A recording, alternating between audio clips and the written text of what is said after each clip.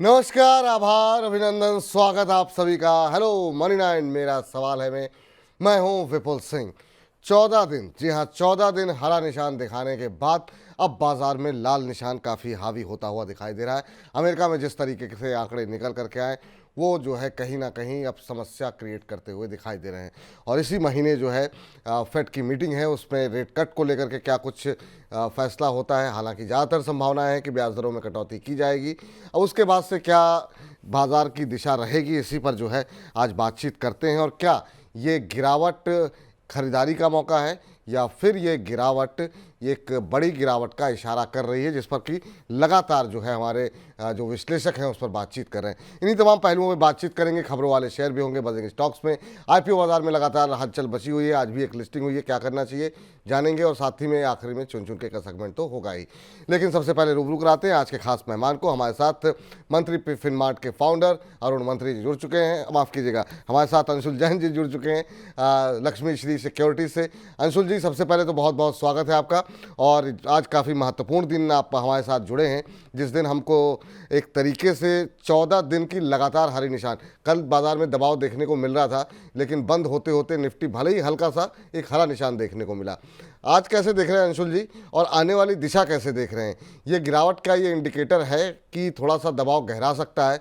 बहुत लोग अमेरिका में मंदी की बात कर रहे हैं, IT शेयर चल रहे थे, उनकी भी पिटाई होगी। आप कैसे देख रहे हैं? नमस्कार विपुल जी। नमस्कार आपके सभी दर्शकों को, धन्यवाद बुलाने के लिए। देखिए विपुल जी, हमने 25,000 का जो हाई लगाया था जुलाई के महीने में, अगस्त के एंडिंग में हमने उसको सरपास किया था और किसी भी तरह का रीटेस्ट नहीं मिला था। तो आज का जो गैप डाउन हुआ है, मैं उसी को रीटेस्ट की तरह मान लेता हूँ। अगर 25,000 तक आ जाता तो बहुत हद तक मैं मान के चलता कि रीटेस्ट कंप्लीट हो गया, लेकिन अब 25,083 का लो बना है, वो भी गुड इनफ है। आज हम मॉर्निंग में एक्सपेक्ट कर रहे थे कि अगर ओपन लो रह जाता है मार्केट तो बहुत हद तक रिकवरी आएगी। रिकवरी हमारी एक्सपेक्टेशन के हिसाब से नहीं आई है, लेकिन मिड कैप स्मॉल कैप में करेक्शन में जितनी हम पिटाई एक्सपेक्ट कर रहे थे उतनी पिटाई भी नहीं हुई है। तो ये दोनों चीज पॉजिटिव की तरफ मैं देख रहा हूँ कि ब्रेकआउट पूरी तरीके से रिटेस्ट नहीं हुआ है, ये इनहेरेंट स्ट्रेंथ शो करता है। और मिड कैप स्मॉल कैप भी अपने आप को होल्ड कर रहे हैं, एटलीस्ट सेलेक्ट पॉकेट्स यहाँ पे रिलेटिव स्ट्रेंथ है। तो मार्केट हमको अच्छा लग रहा है। डिप्स पे कहीं भी 25,050 25,000 मिलता है एक दो दिन में, तो उसको बाई करके चलना चाहिए। 25,000 का क्लोजिंग बेसिस पे स्टॉप लॉस रहेगा, एक 20 रुपए का बफर दे दीजिए। 24,980 बेटर स्टॉप लॉस बनेगा क्लोजिंग बेसिस पे। वापस से हम नए हाई देखेंगे और बल्कि स्ट्रेच होके हम 25,500 तक के मूव्स एक्सपेक्ट कर रहे हैं। उसकी वजह अगेन वही है, FII का डेटा अभी भी वहां पे काफी अच्छी जगह बची हुई है ओवरबॉट जाने के लिए। हालांकि हम फ्यूचर्स के बेसिस पे देखें तो ओवरबॉट है, लेकिन ये पीक आउट पिछली बार 4 लाख कॉन्ट्रैक्ट पे हुआ था और अभी 2 लाख पे है। तो 2 लाख कॉन्ट्रैक्ट की जगह और फ्यूचर प्लस ऑप्शन मिला रहे तो केवल 97,000 कॉन्ट्रैक्ट लॉन्ग है, जो लास्ट टाइम 5 लाख के करीब पीक आउट हुआ था। तो मैं अभी भी यहाँ 4 लाख अपसाइड कॉन्ट्रैक्ट मान रहा हूँ। तो ये जो डिप्स हैं इनमें बाइंग अपॉर्चुनिटी अच्छी मिलेगी। 25,500 जाते जाते हम ओवर स्ट्रेस्ड हो जाएंगे, वहां पे प्रॉफिट बुकिंग की सलाह रहेगी। लेकिन फिलहाल के लिए यहाँ पे बाई ऑन डिप्स करके चलना चाहिए। 25,500 तक का मूव आता हुआ दिख रहा है हमें। बैंक निफ्टी की अगर बात करें तो बैंक निफ्टी में थोड़ी सी हमको रिलेटिव स्ट्रेंथ देखने के लिए मिल रही है। Out of the two long side में ट्रेड करना है तो अभी बैंक निफ्टी ट्रेड करना चाहिए। ठीक, तो हर गिरावट पे खरीदारी का मौका है। क्या आज की गिरावट में भी खरीदारी कर सकते हैं सर? देखिए, सुबह से हम अपने क्लाइंट्स को डिलीवरी कॉल से रिकमेंड कर रहे हैं। तो हम तो mid cap small cap space में जैसा करेक्शन एक्सपेक्ट कर रहे थे उस हिसाब से सेलिंग नहीं आई, बल्कि रिलेटिव स्ट्रेंथ वाले काउंटर्स में बाइंग ही देखने के लिए मिल रही। तो हम मॉर्निंग से बाई कॉल्स इनिशिएट कर रहे हैं। लेकिन अगेन रिपीट कर दूंगा, केवल उन्हीं स्टॉक्स में आपको रहना है जहां पर relative strength against the market है, ब्रेकआउट बड़े बेस से आया है और वॉल्यूम के साथ आया है। और सबसे महत्वपूर्ण चीज यहाँ पे स्टॉप लॉस लगा के रखना है, क्योंकि मार्केट ब्रेथ 90% के आसपास है। तो ऊपर जाने 5% की जगह, नीचे अगर करेक्शन आता है तो 50% तक हम आएंगे। तो नीचे आने 40% की जगह, तो रिस्क रिवॉर्ड बहुत अच्छा फेवरेबल नहीं है। और लेकिन सेलेक्ट पॉकेट्स में ब्रेकआउट है तो हम प्ले जरूर कर रहे हैं, क्लाइंट्स को करा रहे हैं, लेकिन कम क्वांटिटी में प्ले करने कह रहे हैं। क्योंकि यहाँ से रिस्क रिवॉर्ड बहुत अच्छा मैच नहीं करता है। रिस्क रिवॉर्ड बहुत अच्छा नहीं है। छोटी छोटी करके खरीदारी करें, वहाँ खरीदारी करें जहाँ पर मजबूती के चांसेस ज़्यादा दिखाई दे रहे हैं। अब वह कहाँ दिखाई दे रहे हैं, ये हमको अंशुल जी से हम लगातार इस कार्यक्रम के दौरान बीच बीच में पूछते रहेंगे और उनके पसंदीदा शेयरों के बारे में बातचीत करते रहेंगे। लेकिन अंशुल जी, आपके प्रशंसकों की संख्या काफ़ी ज़्यादा है। बड़ी संख्या में कार्यक्रम शुरू होने से पहले ही दर्शक जो है आपसे जुड़ना चाह रहे हैं और बहुत सारे सवाल हमारे पास आ गए हैं। और सबसे पहले तो क्षमा चाहेंगे, वो थोड़ा सा दबाव ज़्यादा था जिसकी वजह से जवान मेरी जो है कार्यक्रम में इंट्रोड्यूस करते हुए आपको फिसल गई, और कल अरुण मंत्री जी हमारे साथ मौजूद थे तो उसी फ्लो में जो है उनका नाम निकल गया। चलिए, तुर्रम खान जी के साथ जो है सवाल का शुरुआत करते हैं। सवाल की शुरुआत करते हैं। तुर्रम खान खुराफाती के नाम से इन्होंने अपनी आईडी बनाई हुई है, तो नाम बड़ा चुन के रखा है तुर्रम साहब। और कह रहे हैं कि सर, सुजलॉन एनर्जी का 1 साल के बाद टारगेट क्या रहेगा। तो ये लंबी अवधि का इनका नज़रिया है। किस भाव पर लिए ये भी बता देते सर आप कि सुजलॉन एनर्जी किस रेट पर लिए हुए हैं। 80 तक गया, 80 के बाद से अब 73 के आसपास आ गया, 6-7 रुपये टूट गया है 80 के लेवल बनाने के बाद। 1 साल तक के लिए ये रखना चाह रहे हैं, पहले लिया हुआ है या अभी फ्रेश एंट्री करना चाह रहे हैं, इसके बारे में हमें जानकारी है नहीं सर। अभी आपकी सलाह क्या रहेगी सुजलॉन के ऊपर, क्योंकि बहुत सारे जो ब्रोकरेज हाउसेज हैं उनके टारगेट्स थोड़े बड़े बड़े निकल करके आए, चला भी काफ़ी अच्छा शेयर, अभी क्या करना चाहिए। देखिए, सुजलॉन में देखें तो बेस ब्रेकआउट 56 रुपीज आया था, और उस दिन भी मैं मनी 9 पे लाइव था तो हमने रिकमेंड किया था 90 रुपए तक के टारगेट के साथ। पहला टारगेट 64, 74 और 90 था। 84 का हाई बनाया है किस्मत से। उस दिन भी मैं मनी 9 पे लाइव था तो मैंने कहा था शॉर्ट टर्म में आप प्रॉफिट बुक कर लीजिए। नीचे 71 आता हुआ दिख रहा है, वापस से नया बेस बनाएगा और फिर चलेगा स्टॉक। तो अभी करेक्शन के मूड में है, 71 नहीं रुकता है तो 67 तक डाउन मूव आ सकता है, but eventually stock base out करेगा और नया अप मूव देगा। तो फिलहाल 2 से 3 महीना इसको लगेगा नया बेस बनाने में। तो शॉर्ट टर्म ट्रेडर्स के लिए तो ये अवॉइड की लिस्ट में रहेगा, लेकिन लॉन्ग टर्म ट्रेडर्स 67 के आसपास एक बार जरूर सवाल पूछ सकते हैं। वहां पे अगर रिजेक्शन कैंडल की फॉर्मेशन होती है तो एटलीस्ट ये हो जाएगा कि शॉर्ट टर्म में डाउन मूव कंप्लीट हो गई है और अब बेस बनाने जा रहा है। तो 67 पे वापस से एक बार सवाल पूछ लीजिएगा। फिलहाल 67 आता हुआ दिख रहा है। चलिए, 67 तक जाता हुआ दिख रहा है, वहाँ पर एक बार आप सवाल पूछ लीजिएगा। हालांकि ऊपर की तरफ 90 रुपये तक के टारगेट जो है अंशुल जी की तरफ से दिए जा रहे हैं। सूर्य प्रकाश जी का सवाल लेते हैं। सूर्य प्रकाश जी कह रहे हैं, हेलो नमस्कार सर, आज मेरा क्वेश्चन ले लीजिए। बिल्कुल ले लिया है सर। सर, मेरे पास सरस्वती साड़ी का 210 पे 360 शेयर हैं, मैं फंस गया हूं सर, मैं इसको होल्ड करूं या निकल जाऊं। अब ये जानना चाह रहे हैं, अभी कुछ दिन पहले ही इसकी लिस्टिंग हुई है। हालांकि इस तरह के सवाल अगर आप हमारे खास सेगमेंट में पूछें तो ज़्यादा बेहतर है, लेकिन आपने काफ़ी जो है ज़ोर दे करके पिछले कुछ दिनों से लगातार आपका जो है सवाल आ रहे थे। तो सरस्वती साड़ी के ऊपर बहुत लोग फंस गए हैं सर, और अभी ये जानना चाह रहे हैं कि क्या करना चाहिए। अभी ये शेयर चल रहा है 161 रुपये के आसपास, 210 की इनकी खरीद है। ये बड़ा मसला हो जाता है कि लोग लिस्टिंग के बाद भी हम देखते हैं कि कई बार कोशिश करते हैं कि इसमें ख़रीदारी जो है की जाए। सर, क्या नज़रिया रहेगा आपका। अभी ये शेयर जो है करीब 200 के आसपास लिस्ट हुआ था, अब इन्होंने जो है ऊपर जा कर के इनको लगा कि ये जो है शेयर और तेज़ी के साथ ऊपर जाएगा, 210 के आसपास ख़रीद लिया, अब 161 पे आ गया है। ये जो लोग एंट्री लेते हैं उस भाव पर लिस्टिंग के दिन, उनके लिए क्या सलाह रहेगी, ख़ास तौर से सरस्वती साड़ी जैसे एग्जाम्पल पर क्या करना चाहिए, और इस पर आपकी राय क्या होगी इनके लिए, सूर्य प्रकाश जी के लिए। देखिए विपुल जी, आईपीओ को ट्रेड का ही बता देता हूँ आपको कि आईपीओ किस तरीके से ट्रेड किया जाता है। जी। जनरली आईपीओ को ट्रेड करने का तरीका ये होता है कि जब लिस्टिंग होती है और पॉजिटिव लिस्टिंग होती है तो आप 3 से 5 दिन होल्ड कीजिए। अगर नेगेटिव लिस्टिंग होती है तो आप इमीडिएटली उस स्टॉक को बेच दीजिए। अगर पॉजिटिव लिस्टिंग हुई है और 4-5 दिन आप होल्ड कर रहे हैं तो उसके बाद प्रॉफिट बुकिंग करके निकल जाना चाहिए, क्योंकि आईपीओ बेस बनाने में स्टॉक 12 से 18 हफ्ते ले सकता है या फिर 10-12 साल भी ले सकता है। पीजीएल ने 10 साल लिया था, बीकाजी या जो ये कपड़े का स्टॉक था, इसने जनरली 3 महीने का बेस बनाया था। और मान्यवर, इसने 3 महीने का बेस बनाया था और स्टॉक ने नया ब्रेकआउट दिया था। तो कोई भी स्टॉक आगे भी अगर लिस्ट हो रहा है तो ये मान के चलिए कि अगर पॉजिटिव लिस्टिंग है तो 3 से 5 दिन में बेचना है, नेगेटिव लिस्टिंग है तो इमीडिएटली बेचना है। उसके बाद आईपीओ बेस बनने का वेट करना है। ये एक स्टैंडर्ड प्रोसीजर है। एक बुक आती है, life cycle of N IPO, blue colour का उसका कवर होता है। अगर उसको आप पढ़ेंगे तो बहुत क्लियरली उसमें मेंशन किया गया है कि आईपीओ को किस तरीके से ट्रेड करना चाहिए। तो मेरी भी वही सलाह होती थी, और आपके प्लेटफॉर्म पे भी सरस्वती साड़ी शायद थर्ड डे ऑफ लिस्टिंग में लाइव था, तब भी मैंने कहा था कि एक बार एग्जिट कर लीजिए, नीचे में स्टॉक बेस बनाने जाएगा। प्रोबेबली इसमें प्रॉफिट बुकिंग कंप्लीट हो चुकी है, अब यहाँ से बेस बनाएगा, लेकिन स्टॉक जब तक 167 168 नहीं निकालता है, किसी भी तरह का अपसाइड मोमेंटम मिलना बहुत मुश्किल है। और अगर निकालता भी है तो अपसाइड मोमेंटम 178 179 तक आएगा, और उसके बाद एक बेस फॉर्मेशन में जाएगा। तो बेस फॉर्मेशन लग रहा है जैसे शुरू हो रहा है, तो एक बार के लिए होल्ड कर सकते हैं, लेकिन अगर किसी भी 2-3 दिन की अप मूव 178 179 के पास मिलती है तो एग्जिट कर लेना चाहिए, और उसके बाद वेट कीजिए पूरा बेस बनने का, उसके बाद लॉन्ग कीजिए। ठीक सर, ये राय फिलहाल निकल करके आती हुई यहाँ पर इस शेयर के ऊपर, सरस्वती साड़ी के ऊपर। और इस बीच चलते हैं जरा अगले दर्शक के पास। और अपर सर्किट जी का प्रश्न आया है, इन्होंने अपनी आईडी बनाई हुई है अपर सर्किट के नाम से। कह रहे हैं सर, डिफेंस शेयर में रिवर्सल दिख रहा है, बीईएमएल भी आज ऊपर है, इस पर अंशुल जी क्या अपनी अपनी एनालिसिस की गलती मानेंगे?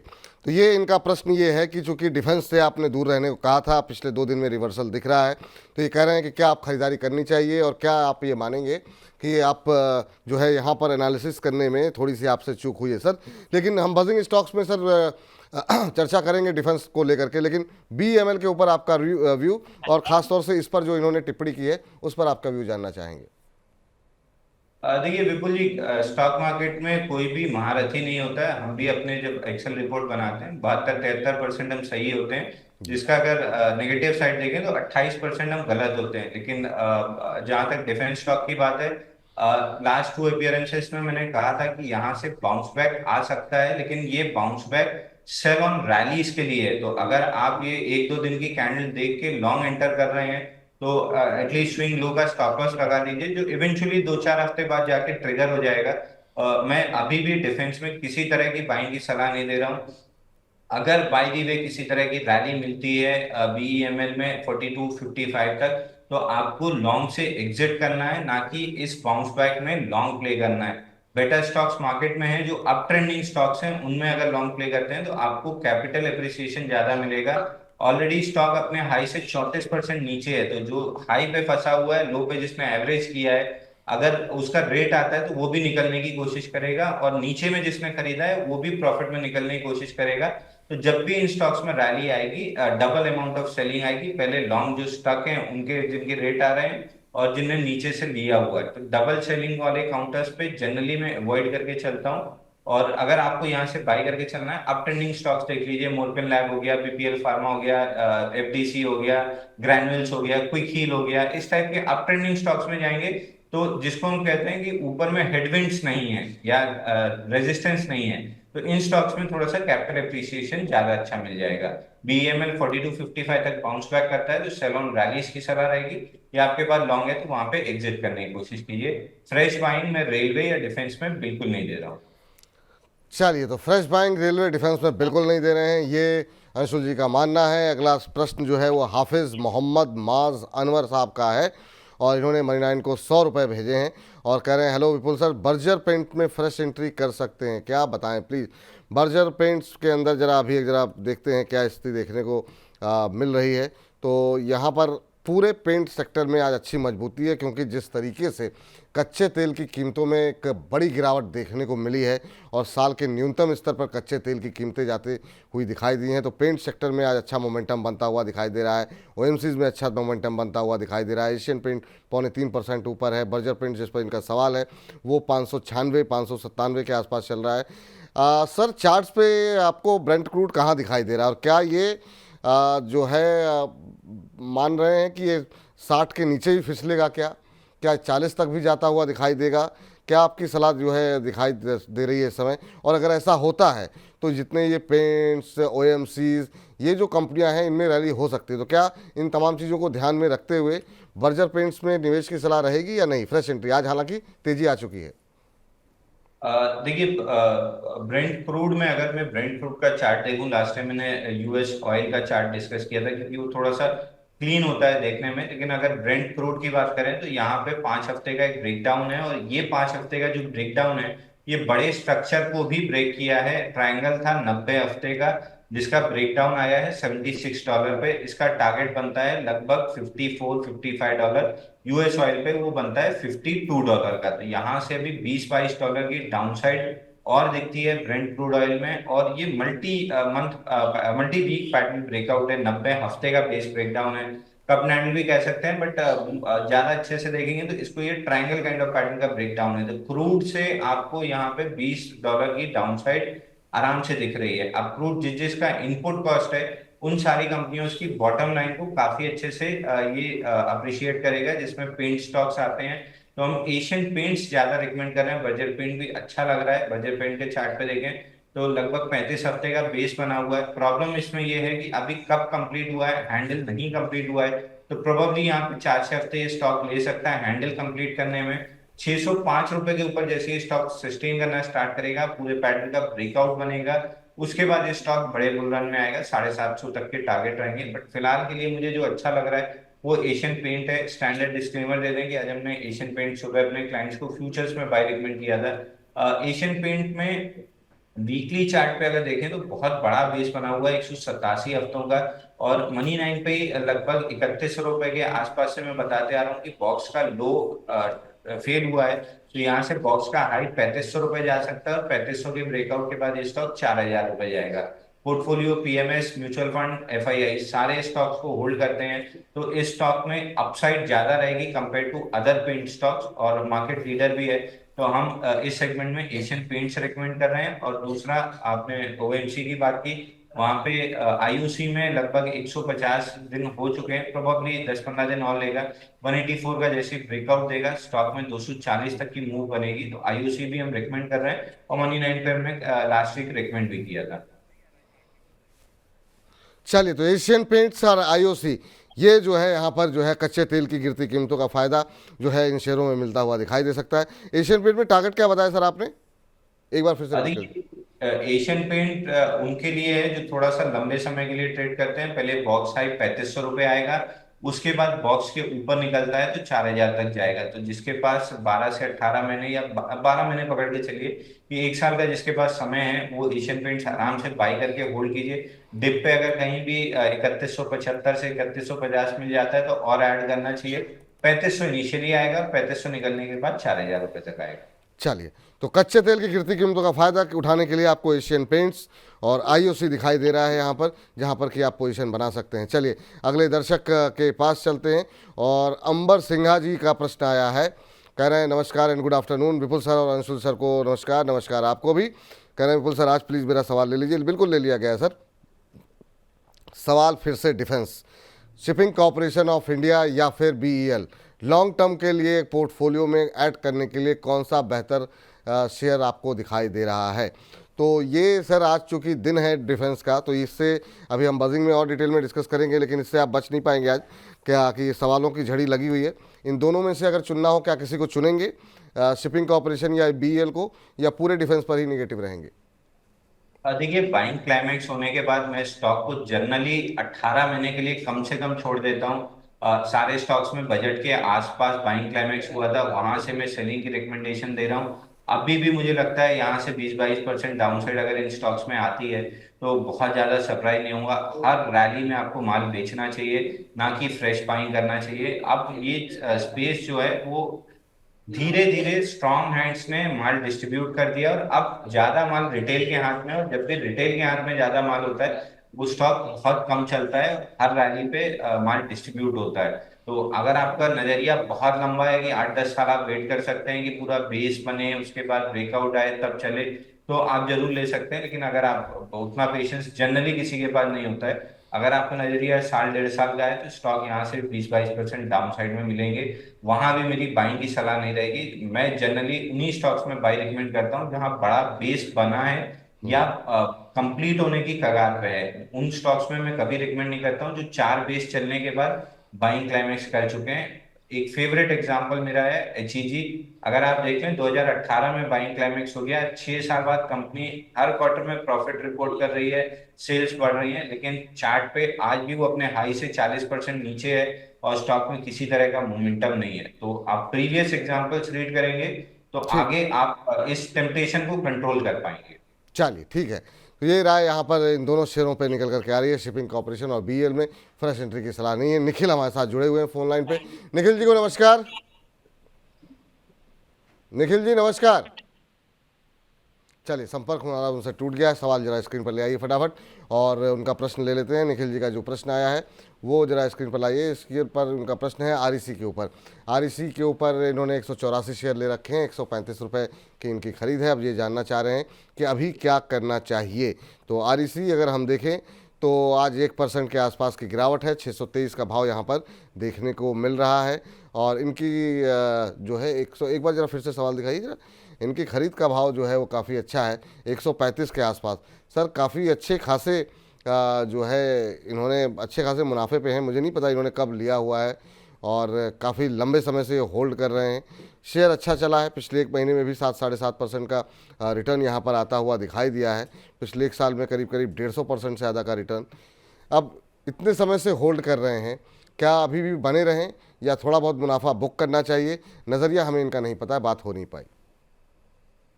देखिए, पीएफसी आरईसी इनमें ये मैं मानता हूँ कि यहाँ पे स्टॉक्स में मैं एक्सपेक्ट कर रहा था कि करेक्शन काफी हार्ड आएगा, लेकिन स्टॉक साइडवेज जाके करेक्ट किए हैं। यानी टाइम वाइज करेक्शन कर रहे हैं, price wise correction in stocks में मिसिंग था। जबकि बाकी सारे पीएसयू 30-35%, 30% अपने हाई से नीचे आ चुके हैं बजट के बाद। ये दो स्टॉक्स हैं पीएफसी आरईसी जो अपने आप को होल्ड कर रहे हैं। पैटर्न अच्छा बन रहा है स्टॉक में। अगर यहाँ ब्रेकआउट बनता है 635 के ऊपर तो फिर 700 रुपए तक की अपसाइड बन सकती है। तो मैं कहूंगा आप प्रॉफिट बुकिंग करने की जगह आप एटलीस्ट 75% पे ट्रेलिंग स्टॉप लॉस ले लीजिए 580 के अराउंड का।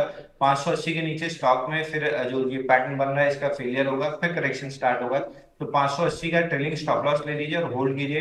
हाई लाइटली है कि आपको ये स्टॉक 690 से 700 रुपए तक मिल जाएगा। वहां पे एक बार दोबारा से सवाल पूछ लीजिएगा, क्योंकि वहां जाते जाते 4 बेसिस कंप्लीट हो चुके होंगे और 4th बेस के बाद प्रॉफिट बुकिंग की पॉसिबिलिटी काफी हाई होती है। तो 690 के राउंड एक बार दोबारा सवाल पूछेगा। 580 का ट्रेलिंग स्टॉप लॉस ले लीजिए। ट्रेलिंग स्टॉप लॉस 580, 690 पर दोबारा सवाल पूछिए। आप इतने लंबे समय तक होल्ड करके रखे हुए हैं तो फिलहाल के लिए अभी बने रहिए आरईसी के अंदर। चलिए, मोहम्मद एहसान साहब हमारे साथ जुड़ चुके हैं अपना सवाल पूछने के लिए। नमस्कार मोहम्मद एहसान साहब, अस्सलाम वालेकुम। वालेकुम अस्सलाम। कैसे हैं एहसान साहब? जी बढ़िया, आप अपना बताइए। हम भी बहुत अच्छे हैं सर, आप लोगों की दुआएं हैं। कहाँ से बोल रहे हैं आप? जी अहमदाबाद से बोल रहे हैं और आपके शो से बहुत ही फायदा मिलता है। चलिए सर, शुक्रिया कि आपका प्रोग्राम को देख रहे हैं और आपको फ़ायदा हो रहा है। तो अपने अपने दोस्तों को, अपने परिवार के लोगों के साथ लिंक शेयर करते हैं लोगों को और बताते हैं कि मनी जी नाइन देखा जी, करें। सबको हम बताते हैं कि मनी नाइन देखा करो और रोज देखा करो। अरे सर, शुक्रिया शुक्रिया एहसान साहब। और ये आपका बहुत बड़ा एहसान है एहसान साहब आपका। बताइए सवाल क्या है? वेदांता 3700 शेयर है, 455 से। जी जी। तो उसमें 1-2 हफ्ते का टारगेट क्या होगा वो जानना था। 1-2 हफ्ते का छोटी अवधि का नज़रिया है। इस तरह के वोलेटाइल मार्केट में स्टॉप लॉस अवश्य लगा के रखिएगा, क्योंकि लगातार 14 दिन बाजार हरी निशान में रहा है। 3700 शेयर आपने अभी ले रखे हैं। डिविडेंड आने वाला है, लूं या उससे पहले निकल जाऊं? अगर आता है प्रॉफिट में तो क्या क्या कह रहे हैं? डिविडेंड आने वाला है तो वो हाँ लूं या बिल्कुल, प्रॉफिट होता है तो पहले ही निकल जाऊंगी। ठीक है ठीक है। 55 पे लिए हैं, 59 का भाव है, 3-4 रुपये मिल रहे हैं। डिविडेंड का इंतज़ार कर रहे हैं सर। कह रहे हैं कि मुनाफा हो तो अच्छा निकल जाए। 3-4 रुपये ही मिल रहे हैं अभी, आज 1% नीचे है। छोटी अवधि का नज़रिया है। क्या सलाह देंगे आप वेदांता को लेकर के, अभी क्या करना चाहिए? यहाँ पर अगर हम देखें तो पिछले 6 महीने में 66% के आसपास का रिटर्न आता हुआ दिखाई दिया है। देखिए, वेदांता में 21 मई को हाई बना था 478 का। उसके बाद से मल्टीपल अटेम्प्ट जो स्टॉक ने किए हैं उस लेवल को निकालने के। लास्ट 3 दिन भी काफी अटेम्प्ट हुआ है उसको निकालने का, लेकिन फेलियर रहा है। आज गैप डाउन के बावजूद ये स्टॉक होल्ड कर रहा है, तो थोड़ी सी रिलेटिव स्ट्रेंथ तो जरूर देखने के लिए मिल रही है। मैं कहूंगा एक 15-20 दिन और देख लीजिए। चांसेस हैं कि 478 का लेवल निकाल के थोड़ा सा अपसाइड ट्रिगर करे लगभग 490 495 तक, और उसके ऊपर निकलता है तो 510 तक के लेवल मिल सकते हैं। तो जिस हिसाब से पैटर्न अंडर डेवलपमेंट में है, होल्ड जरूर करना चाहिए क्योंकि रिलेटिव स्ट्रेंथ है। 478 निकलने के बाद स्टॉक में मोमेंटम बनेगा, ऊपर में 510 का टारगेट रहेगा। तो फिलहाल होल्ड की सलाह रहेगी। फिलहाल होल्ड करने की सलाह है सर वेदांता को। और इस बीच 1000 से ज़्यादा दर्शक मनी नाइन के यूट्यूब चैनल पर इस समय जुड़े हुए हैं। इसके अलावा हमारे फेसबुक और ऐप पर भी बड़ी संख्या में दर्शक जुड़ रहे हैं, तो बहुत बहुत शुक्रिया आप सभी दर्शकों का तहे दिल से। और ज़्यादा हो सके, जितना ज़्यादा हो सके अपने दोस्तों, परिवारजनों और अपने अपने जानकारों के साथ जो है इस लिंक को शेयर करें, ताकि ज़्यादातर लोगों तक हमारी ये बातचीत पहुंच सके और मनी 9 के परिवार को और ज़्यादा विस्तार मिल सके। और ख़ासतौर से आज का दिन काफ़ी महत्वपूर्ण है और ये महीना ही काफ़ी महत्वपूर्ण है, क्योंकि अभी क्या ये शुरुआत है गिरावट की यूएस के अंदर, और क्या वाकई में वहाँ पर इस तरह के संकेत मिल रहे हैं कि रिसेशन के संकेत क्या वाकई में मिल रहे हैं। ये तमाम पहलू ऐसे हैं जिनको हम लहरा करके लगातार बातचीत कर रहे हैं। अविनाश राज जी का सवाल ले लेते हैं। इन्होंने भी मनी 9 को 100 रुपये जो है वो भेजे हैं। कह रहे हैं विपुल सर नमस्ते। नमस्कार अविनाश जी आपको। कह रहे हैं सिंधु ट्रेड लिंक्स के ऊपर ये राय जानना चाहते। 3000 शेयर ले रखे हैं 28 रुपये के भाव पर। अभी अगर हम देखें तो जो भाव यहाँ पर देखने को मिल रहा है वो देखने को मिल रहा है 24-25 रुपये के आसपास का। 3 रुपये के आसपास इनको नुकसान हो रहा है। आज 5% का अपर सर्किट लग चुका है सिंधु ट्रेड लिंक्स के ऊपर। पिछले 5 कारोबारी सत्र में करीब 14-15% ये शेयर चल चुका है। सर अभी क्या करना चाहिए इनको? क्या बने रहें, निकल जाएं? इस तरह के शेयरों पे आपकी राय क्या रहेगी? क्या स्ट्रेटजी होनी चाहिए? देखिए अगेन बिल्कुल ये एक और एग्जांपल है सिंधु ट्रेड का, जब इसमें बाइंग क्लाइमेक्स हुआ था 23 फरवरी को। उसके बाद देखिए स्टॉक कितनी तेजी से 45 से 16 रुपीज तक करेक्ट हुआ है। तो इसलिए मैं जनरली रिकमेंड करता हूँ कि अगर बाइंग क्लाइमेक्स हुआ है तो स्टॉक से आप एग्जिट कर लीजिए कम से कम 12 से 18 महीने के लिए, क्योंकि करेक्शंस काफी हार्ड होते हैं। अब ये पूरा समय लेके वीकली चार्ट पे डबल बॉटम बना के चला है। लास्ट जो लोअर हाई था वो 25 रुपए के आसपास था, हम वहीं पे आके खड़े हुए हैं। तो यहाँ से स्टॉक अगर 25 के ऊपर सस्टेन करता है तो अगला जो स्विंग हाई रह गया था 30.5 का, यहाँ तक आता हुआ दिख रहा है। 30.5 के आसपास दोबारा सवाल पूछना चाहिए। अगर स्लाइस थ्रू करता है तो फिर तेजी में आएगा, नहीं करता है तो इस जोन के आसपास जाके कंसोलिडेशन में फंस जाएगा स्टॉक, बेस बिल्डिंग स्टार्ट हो जाएगी। तो एक बार के लिए 30.5 के अराउंड दोबारा से सवाल पूछना चाहिए। ठीक सर, ये राय सिंधु ट्रेड लिंक पर निकल करके आती हुई। इस बीच एक और दर्शक हमारे अजीत जी हैं, जिन्होंने कि मनी 9 को 200 रुपये भेजे हैं और कह रहे हैं मेरे पास एमएमटीसी के 200 शेयर हैं 102 रुपये के भाव पर, और मदरसन इंटरनेशनल पर भी इनका सवाल है। 200 शेयर लिए हुए हैं 199 रुपये के भाव पर। तो पहले जरा एमएमटीसी पे नजर डाल देते हैं कि क्या स्थिति यहाँ पर अभी देखने को मिल रही है। तो एमएमटीसी जो है अभी जो है 98 रुपये के आसपास ट्रेड करता हुआ, और इनकी खरीद का भाव जो है वो सर यहाँ पर चल रहा है 102 का। 3-4 रुपये का नुकसान यहाँ पर हो रहा है। और मदरसन इंटरनेशनल इन्होंने लिए हुए हैं 199 के भाव पर। इन दोनों पे आपकी राय जानना चाह रहे हैं कि अभी क्या नज़रिया होना चाहिए। 6 महीने का इनका नज़रिया है सर। और देखिए एमएमटीसी में बेस ऑन बेस पैटर्न बना है। 322 हफ्ते का बेस ब्रेकआउट आया था, उसके बाद 40 हफ्ते का बेस के ब्रेकआउट के बाद उसके ऊपर पैटर्न बना है। और करेंटली हम उसको रीटेस्ट करते हुए दिख रहे हैं। हालांकि इसको 101 रुपये पे सपोर्ट ले लेना चाहिए, लेकिन कुछ हद तक वीकनेस दिख रही है, तो थोड़ा डाउन साइड आ सकता है 92 93 तक। बाय ऑन डिप्स वाला कैंडिडेट है 92 93, ये जोन रहनी चाहिए जहाँ पे फ्रेश बायर्स का इंटरेस्ट आना चाहिए। फिलहाल के लिए होल्ड की सलाह रहेगी। जैसे ही स्टॉक 102 रुपए निकालता है, स्टॉक में मोमेंटम बनेगा। 102 105 ये थोड़ी सी रेजिस्टेंस जोन है। इसके ऊपर निकलते से स्टॉक में 140 145 तक का मोमेंटम आएगा। पीएसयू में एमएमटीसी में काफी अच्छा लग रहा है, लेकिन जिस आपका पैटर्न बन रहा है थोड़ा सा समय लेगा। फिलहाल के लिए जो ट्रिगर पॉइंट है जिसके ऊपर हम बाय रिकमेंड करना स्टार्ट करेंगे वो है 102 रुपए। तो 102 का लेवल निकलता है तो ब्रेकआउट पे बाय करना चाहिए, या 90 93 की जोन में डिप पे बाय करना चाहिए। दोनों केस में ऊपर में 140 145 आता हुआ दिख रहा है, लेकिन ये हफ्ता 10 दिन 15 दिन वाला ट्रेड नहीं है। कम से कम 3 से 4 महीना इसको पूरा डेवलपमेंट में और कंप्लीशन में लगेगा, मोमेंटम आना स्टार्ट होगा। तो समय लेके ट्रेड कीजिएगा। ये बहुत शॉर्ट टर्म वाले ट्रेडर्स के लिए नहीं है, कम से कम 3 से 6 महीने वाले ट्रेडर्स के लिए है। 102 रुपए के ऊपर बाइंग या 90 से 92 की जोन में बाइंग। वैसे भी इनका नज़रिया 6 महीने का है सर। मदरसन इंटरनेशनल पर भी ये राय आपकी जानना चाह रहे थे। मदरसन हमने अपने क्लाइंट्स को और आपके प्लेटफॉर्म पे भी रिकमेंड किया था। यहाँ पे बेस बनता हुआ दिख रहा है स्टॉक में 201 202 रुपए पे रेजिस्टेंस है। जैसे ही स्टॉक 202 के ऊपर निकलेगा, कैंडल पैटर्न का ब्रेकआउट होगा और ऊपर में पहला टारगेट 210 रहेगा जो फिबोनाची एक्सटेंशन का रेजिस्टेंस है। वो निकलता है तो 245 तक ये स्टॉक आ सकता है। फिलहाल मूविंग एवरेजेस नीचे की तरफ कट हो रहे हैं, लेकिन लग नहीं रहा स्टॉक बहुत ज्यादा नीचे जाएगा। तो अगर है तो होल्ड कीजिए, नहीं है तो 201 रुपए के ऊपर बाइंग करना स्टार्ट कीजिए। 210 और 245 ये दो टारगेट रहेंगे। 210 245 ये दो टारगेट रहेंगे। इस बीच औद मदार फाउंडेशन के नाम पे इन्होंने अपनी आईडी बनाई हुई है और ये कह रहे हैं कि एनएफएल का सवाल इनका लंबा चौड़ा है। अभी एनएफएल पे बात कर लेते हैं। कह रहे हैं एनएफएल लिए हुए हैं और अभी घाटे में हैं, एवरेज करें या निकल जाएं।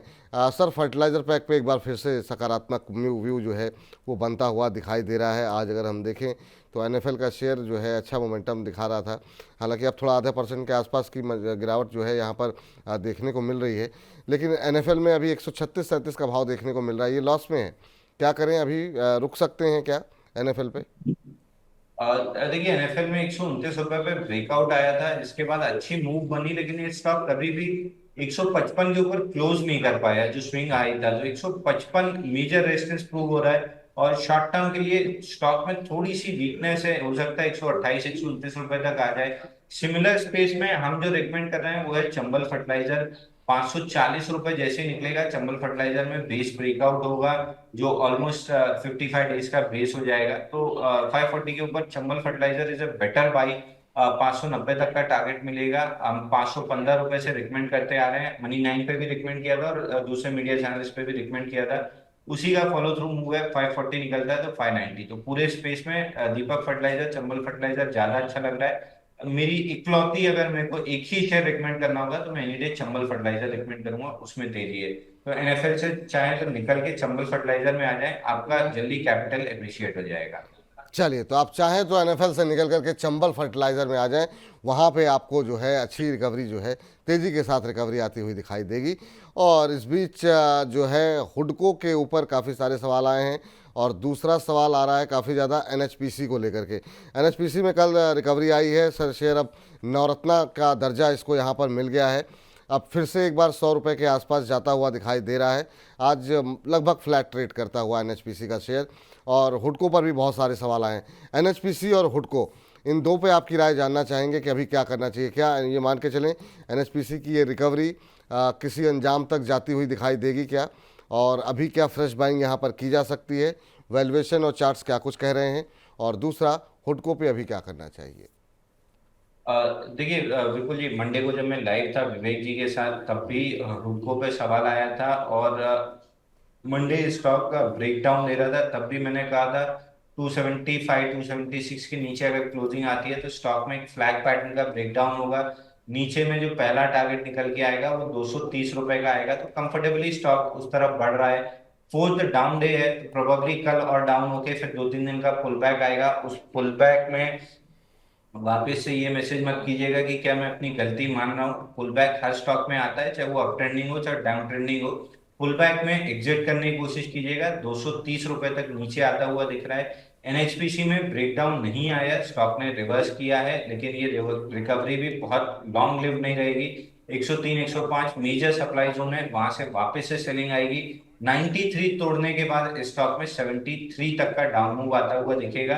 तो अगर आपके पास है तो मैंडेटरी बेसिस पे 93 का स्टॉप लॉस लगा लीजिए, और रैलीज पे कहीं भी 103 105 मिलता है तो एग्जिट करने की कोशिश कीजिए, क्योंकि इवेंचुअली 93 टूटेगा और 73 तक ये स्टॉक डिप दे सकता है। सारे पीएसयू स्टॉक्स में एटलीस्ट जो प्रीवियस विनर्स थे वहां पे डिस्ट्रीब्यूशन क्लियर है। जब भी 3-4 दिन की अप कैंडल्स आती है एकदम लोएस्ट वॉल्यूम पे आती है और रिटेलर रश करता है बाई करने के लिए, और स्मार्ट मनी अपना माल उसको छोड़ता जाता है, क्योंकि उसके बाद जो डाउन कैंडल्स आती हैं उसमें बड़े वॉल्यूम्स आते हैं। तो ये क्लियर कट डिस्ट्रीब्यूशन पैटर्न है, लगभग पुराने सारे विनर्स पे दिख रहा है। आरईसी पीएफसी में 2 में ये प्रेशर होल्ड कर लेगा स्टॉक्स, लेकिन बाकी स्टॉक्स गिव अप कर दिए हैं, और एनएचपीसी हुडको भी उसी स्पेस में से आता है जो गिव अप कर चुके हैं। हुडको 230 और एनएचपीसी 77 73 का लेवल आता हुआ दिख रहा है।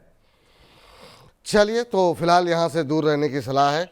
और इस बीच जो है हमारे साथ गिरी साहब जुड़े हुए हैं झारखंड से। गिरी साहब नमस्कार। सर नमस्कार, बहुत बहुत नमस्कार सर। बहुत बहुत नमस्कार आपको भी। गिरी साहब कैसे हैं, कहाँ से बोल रहे हैं? मैं सर झारखंड रांची से बोल रहा हूँ। अच्छा, और मैं TV9 का बहुत बड़ा फैन हूँ सर। अरे सर शुक्रिया सर, वॉच करता रहता हूँ। थैंक यू सर, बहुत बहुत धन्यवाद। और आप ही जैसे दर्शकों की वजह से ये कार्यक्रम जो है इतना लोकप्रिय हो रहा है, बहुत बहुत धन्यवाद आपका। बताइए सर, क्या प्रश्न है आपका? सर मेरा क्वेश्चन ये है कि मेरे पास तन्ना प्लेटफॉर्म 200 शेयर है सर, 1010 के रेट 1010 के रेट और पर। जी, और एक अडानी गैस मेरे पास 100 शेयर है 995 के रेट। अदानी के कौन से शेयर बताए सर आपने? अडानी गैस ATGL, अच्छा अच्छा, Adani gas. Adani total gas. 100, जी जी 100 शेयर है। और एक मेरा बंधन बैंक पे भी सर पूछना अब ये पड़ सकता दो है शेयर राय। पहले चर्चा कर लेते हैं सर, क्योंकि बहुत सारे दर्शकों के सवाल हैं। तो अदानी टोटल गैस आपने किस भाव पे लिए? 995 पे। Right right. अच्छा, अदानी के टोटल गैस में आपको नुकसान हो रहा है यहाँ पर करीब करीब 150 रुपए के आसपास का। और तांला के रेट आपने क्या बताया? 1010। तो यहाँ पर भी आपको करीब 80 रुपए पर शेयर का नुकसान हो रहा है। सर, तांला प्लेटफॉर्म को लेकर के पहले आपकी राय जानना चाहेंगे, क्या करना चाहिए यहाँ पर? अगर हम देखें तो 932 के आसपास ट्रेड करता हुआ पिछले 6 महीनों में 3-4% का नेगेटिव रिटर्न आता हुआ हमें दिखाई दिया है। या पूरे साल भर में भी शेयर ने काफ़ी अंडर परफॉर्म किया, 3% का नेगेटिव रिटर्न। और जबकि बाजार कहाँ से कहाँ पहुँच गया। 1010 की इनकी खरीद है, आपकी सलाह क्या होगी? देखिए विपुल जी, आप ही के जो कमेंट्री है उसी में इसका जवाब छुपा हुआ है। तन्ला प्लेटफॉर्म में बाइंग क्लाइमेक्स हुआ था 24 जुलाई 2023 को। वहां से स्टॉक ने शार्प करेक्शन दिया 40% का। पिछले 6 क्वार्टर के 5 क्वार्टर के रिजल्ट मेरे को सामने दिख रहे हैं। लगभग डबल डिजिट की EPS ग्रोथ है, लगभग डबल डिजिट की सेल्स ग्रोथ है, लेकिन स्टॉक कुछ भी नहीं कर रहा है। अब इतने अच्छे फंडामेंटल सेल्स रिजल्ट सब बढ़ने के बाद भी स्टॉक में किसी तरह का मोमेंटम नहीं है। उसकी सिंपल सी वजह है कि बाइंग क्लाइमेक्स हुआ था और स्टॉक बड़ा बेस बना रहा है। तो इसमें बेस बनाने में अभी भी यहाँ से 12 से 15 महीने लग सकते हैं। बेस कंप्लीट होना स्टार्ट, पहला प्राइमरी इंडिकेशन आएगा जब ये 1060 के ऊपर निकलेगा, तब प्राइमरी इंडिकेशन आएगा कि बेस कंप्लीट हो चुका है, ये शायद स्टॉक अपमूव दे दे। तो 1060 का अलर्ट लगा के रखिए। उसके ऊपर निकलता है तो स्टॉक में मोमेंटम डेवलप होगा, तब स्टॉक बुल रन में आएगा। नहीं तो 12 से 18 महीने ये स्टॉक अगर यहीं पे कंटिन्यूअसली ट्रेड करता रहता है 1055 ऊपर में 800 नीचे में, तो बहुत ज्यादा सरप्राइज नहीं होना चाहिए। बेसिंग फॉर्मेशन में अभी बहुत कम समय निकला है, यहाँ से 12 से 18 महीने का और समय निकल सकता है। एक ही सिल्वर लाइनिंग इस चीज में ये है कि पूरे बेस में अप कैंडल्स में बहुत बड़े बड़े वॉल्यूम्स आते हैं 50 डे मूविंग एवरेज के अगेंस्ट 400-500% के, और डाउन कैंडल्स में कंप्लीटली ड्राइड अप रहता है। तो बेस फॉर्मेशन में एक्यूमुलेशन क्लियर है। अगर आप वैल्यू इन्वेस्टर हैं तो आप लेके छोड़ सकते हैं, 800 के आसपास डिप में ऐड कर सकते हैं। लेकिन अगर मोमेंटम प्लेयर है तो वो 1060 के ऊपर ही बनेगा। दूसरा, अदानी गैस की बात हुई है। अदानी गैस अपने ऑल टाइम हाई से 78% ऑलरेडी नीचे चल रहा है। तो इतना अंडर परफॉर्मिंग काउंटर जहां मार्केट 17-18 हजार से 25 हजार आ गया है, इस काउंटर में किसी तरह की अपमूव देखने के लिए नहीं मिल रही है। जरा सा चलता है और क्लियर सेलिंग आने लगती है। तो इस स्टॉक को तो कंप्लीटली अवॉइड की सलाह है। अगर आपके पास है तो किसी भी तरह की रैली मिलती है 1060-1100 के आसपास तक, तो एग्जिट करना चाहिए। बाइंग की तो बिल्कुल भी सलाह नहीं रहेगी। चलिए, इस बीच प्रदीप शर्मा जी का सवाल क्या टिप्पणी ले लेते हैं। कह रहे हैं क्या बात है सर, रोज रोज चमकते जा रहे हो, लगे रहो sir. Your view to ask question is awesome.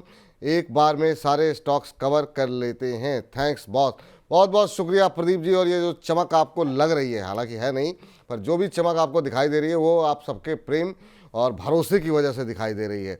इस बीच हमारे एक और दर्शक की टिप्पणी आई है, प्रदीप प्रेम कुमार जी कह रहे हैं कि विपुल जी पता नहीं क्यों 1 बजते ही अपने आप उंगलियां यूट्यूब पर आ जाती हैं। विपुल सर और अंशुल सर को नमस्कार। आपका सवाल, इनका सवाल भी इन्होंने भेजा है। कह रहे हैं कि हिंदुस्तान जिंक के 535 के भाव पर 100 शेयर लॉन्ग टर्म करके लिए हुए, क्या करें, लॉस में हूँ। सर, लॉस में है तो क्या करना चाहिए ये भी आपको बताएंगे, लेकिन उससे पहले ज़रा HDFC स्काई की सौदा मुनाफे का टाइम हो गया है। सवाल आप लोग के उत्तर जो है वो लगातार जारी रहेंगे, लेकिन पहले ज़रा सुनते हैं कि आज मुनाफे के सौदा में क्या है।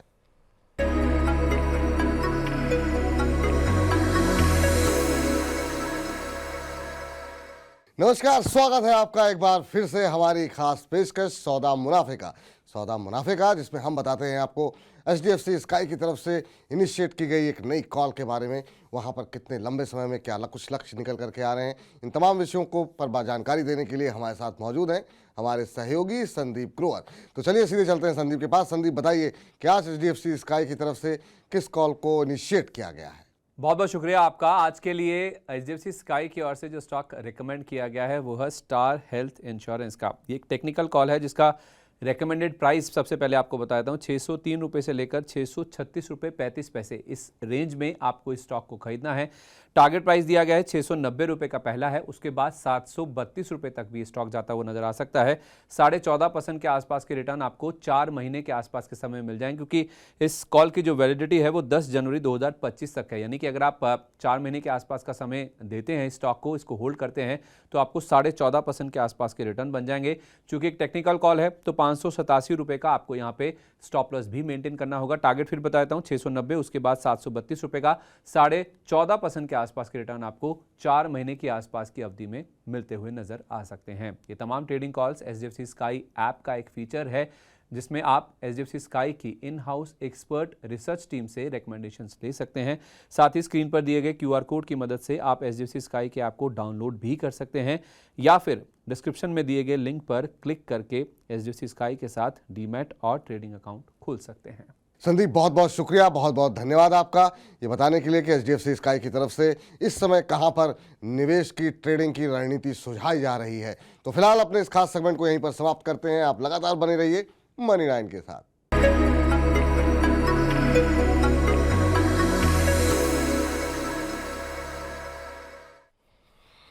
चलिए, तो ये तो हमारी खास पेशकश सौदा मुनाफे का और जनाब प्रेम कुमार जी का सवाल भी ले लेते हैं। उन्होंने इतनी अच्छी अच्छी बातें की हैं। कह रहे हैं कि हिंदुस्तान जिंक के 535 शेयर लिए हुए हैं, 100 रुपये 535 पर 100 शेयर लिए, ठीक है, और लॉन्ग टर्म का इनका नज़रिया है, लॉस में है कह रहे हैं। अभी देखें जरा हिंदुस्तान जिंक का क्या भाव देखने को मिल रहा है, 483 के आसपास चल रहा है, 0.25% की गिरावट यहाँ पर देखने को मिल रही है। अब जिस तरह के संकेत अमेरिका से मिल रहे हैं, थोड़ी बहुत स्थिति खराब हम देख रहे हैं कि चाइना के अंदर देखने को मिल रही है। ऐसे में रिकवरी आएगी क्या सर जिंक प्राइसेस को लेकर के? क्योंकि दबाव थोड़ा सा बढ़ता हुआ दिखाई दे रहा है। एक महीने में 22% करेक्ट हो चुका है शेयर। एक बार के लिए लॉस बुक करना चाहिए या अभी बने रहें? देखिए विपुल, जनरली मैं आपसे डिसएग्री नहीं करता हूँ, लेकिन आज डिसएग्री करूंगा कि वाकई में चमक तो बढ़ती जा रही है। जो आप कह रहे हैं नहीं बढ़ रही है, अरे चमक सर तो बढ़ती ही जा रही है। और हिंदुस्तान जिंक की अगर बात करें तो इसमें 43 डेज में 188% का मूव आया था। टू शार्प रनअप था बहुत शॉर्ट टर्म में, उसके बाद करेक्शन भी उतना ही हार्ड आया है। लेकिन शॉर्ट टर्म करेक्शन ऐसा लग रहा है कि एक बार पूरा हुआ है, एक हायर लो की फॉर्मेशन दिख रही है, क्योंकि 20 डे मूविंग एवरेज पे 3 पुल बैक ये स्टॉक ले चुका है। जनरली 4th पुल बैक के बाद 20 MA ब्रीच होता है, तो मैं थोड़ा सा डीपर पुल बैक एक्सपेक्ट कर रहा हूँ, जो 573 तक आ सकता है। तो एक बार अगर एग्रेसिव प्लेयर हैं तो बाई कर सकते हैं 508 रुपए के ऊपर। टारगेट रहेगा 570 573, वहां पे मैंडेटरली प्रॉफिट बुकिंग कर लेना चाहिए, क्योंकि जो लॉन्ग स्टॉक है वहां से उनकी तेज सेलिंग आएगी। 573 तक स्टॉक बाउंस कर सकता है। अगर बाइंग करना चाहते हैं, एग्रेसिव प्लेयर हैं, तो 508 के ऊपर बाई कीजिएगा। 573 मिलने के चांसेस हाई है, लेकिन ये केवल एक बाउंस बैक है, बहुत बड़ा अप मूव में ये कन्वर्ट नहीं हो जाएगा। बाउंस बैक है, बाउंस बैक की तरह कम क्वांटिटी में प्ले कीजिए। 573 तक आ सकता है स्टॉक।